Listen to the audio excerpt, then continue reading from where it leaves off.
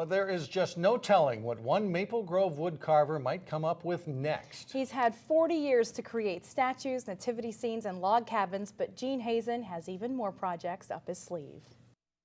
What it takes to whittle is a piece of wood, a knife, and an imagination. For more than 40 years, I enjoy doing it. Gene Heezen has let his imagination run wild. It's kind of like when you drive a car, you don't think about driving a car, you just drive it. Things just come to you the way they should be. This woodcarver started whittling wood. I am very particular about how I do what I do, and I use only this knife.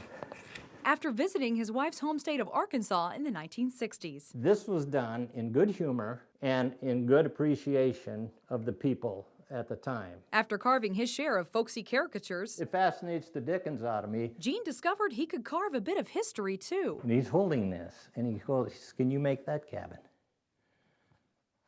I was like, if I want. So Gene started creating scenes out of history. I do it because it interests me, and I do it because I can, and people should do things that interest them if they can. Many of those now belong to different historical societies in Wisconsin, Minnesota, and Arkansas. What was there?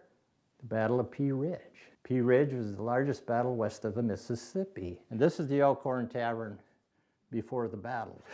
Gene says he carves every day. I can make one of these if I'm pushed, if I want to stay in the mood. And what he's working on depends on that mood. You got to be in the right mood to do that. Like finishing this Civil War trio of Lincoln, Grant, and If you're Lee. not in the mood, just let it be. And I'm not in the mood to do their faces yet, Right now, Gene is in the mood for Santa. because Christmas is coming. And holidays or not, These are priceless, which is true. I've donated everything I've done so far except 2 items. of course, mishaps do happen. These are as sharp as razors. And he's had to go to the emergency room a time or two. I managed to save all my fingers. At 76, Gene still has plenty of ideas. I'm turning the corner now. I'm going to do elk next. And it'll get done if he's in the mood to create. And I'm having a ball now. And I'm trying to make winter short.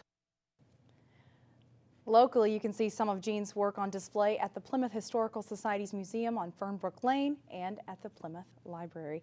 And as you can see, we just showed just a bit of everything he's created. He's been pretty busy. Boy, that's impressive. I like his work is great. It is. He's been doing this for decades, right? He has, and there's no telling what he'll come up with next or what he'll say next. Or what he's in the mood to do, right? That's right.